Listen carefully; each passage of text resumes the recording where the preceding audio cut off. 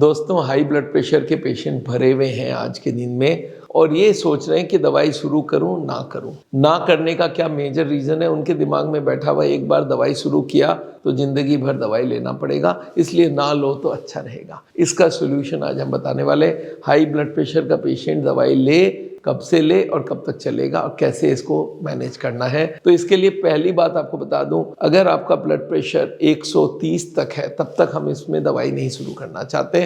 120-80 होती है सबसे बढ़िया। 120-80 का मतलब है 120 मिलीमीटर ऑफ मर्करी सिस्टोलिक और डायस्टोलिक 80 मिलीमीटर ऑफ मर्करी। ये कोई भी ब्लड प्रेशर मशीन से मेजर किया जा सकता है। आगे हम लोग मर्करी से करते थे, आजकल जो इलेक्ट्रॉनिक वाली आ गई है वो सही है और जो कांटे वाली है वो भी सही है, चलता है बीपी वाला मशीन, तीनों ही सही है। पर 130 के बाद ये हार्ट में डैमेज करना चालू कर देता है। मैं समझाता हूँ ये हार्ट में डैमेज कैसे करता है। हमारे हार्ट का काम क्या है? सिस्टम के अंदर ब्लड डालना। वो सिस्टम में 120 प्रेशर है तो हार्ट को 121 का प्रेशर बनाना पड़ेगा, तब उसमें जाके ब्लड डाल पाएगा। अब हार्ट को सोचिए एक दिन में कितना पंप करना होता है। 1 मिनट में 70 बार, 1 घंटे में 4200 बार, और अगर पूरे दिन का कैलकुलेट करें 1 लाख बार हार्ट को पंप करना है। अब 1 लाख बार हार्ट को बोला गया भाई 120 प्रेशर नहीं, अब 130 है, 140 है। आप 140 वाला प्रेशर हर बार क्रिएट करोगे तो हार्ट की वर्क लोड बढ़ गई, उसकी ऑक्सीजन जरूरत बढ़ गई। और अगर ऐसे ही 2-4 महीना भी चले, हार्ट के मसल्स धीरे धीरे मोटे होने लगते हैं। आपको मालूम है जब काम ज्यादा कराओगे मसल से तो धीरे धीरे मोटे हो जाएंगे। जैसे आप जिम में जाते हो ना, जिम में देखेंगे लोग मसल्स को बहुत ज्यादा काम करवाते हैं, मसल्स धीरे धीरे मोटे होने लगते हैं। इसको बोलते हैं hypertrophy of the cardiac muscles. तो अगर आप ये डिसाइड करते हो मेरा 140 है और मैं ब्लड प्रेशर की गोली नहीं लूंगा, तो गलत काम कर रहे हो, क्योंकि आपका हार्ट का मसल्स का हाइपरट्रॉफी होने वाला है और वो हार्ट के मसल्स डैमेज होंगे लॉन्ग टर्म में।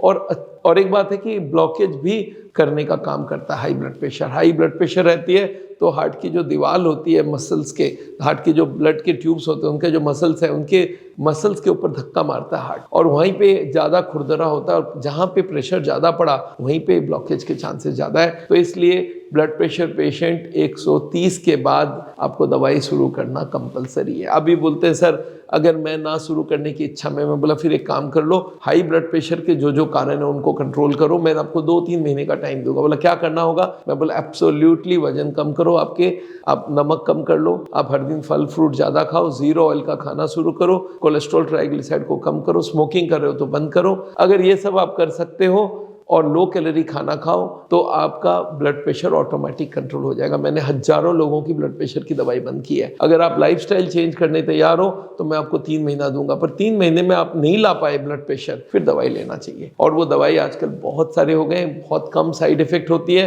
तो एलोपैथी की दवाई मैं देने तैयार बैठा हूं, पर आपको पहले अपनी एफर्ट करनी पड़ेगी। और एफर्ट नहीं करना चाहते हो तो 140 जहां टच करने लगे आप प्लीज दवाई शुरू कर लो, इसमें कहीं डाउट रखने की जरूरत नहीं है। दवाई नहीं लेने का नुकसान ज़्यादा है और इसलिए आप दवाई लें। पर अगर आदमी बोलता है दवाई के साथ साथ और क्या करूं, मैं बोला फिक्स कर लो। आप अगर वजन 10 किलो कम कर लोगे तो ऐसे ही आपका बीपी कम होने लग जाएगा। अगर आप ओवरवेट हो, वजन कम करो। अगर आप सॉल्ट लेते हो, सॉल्ट कम करो।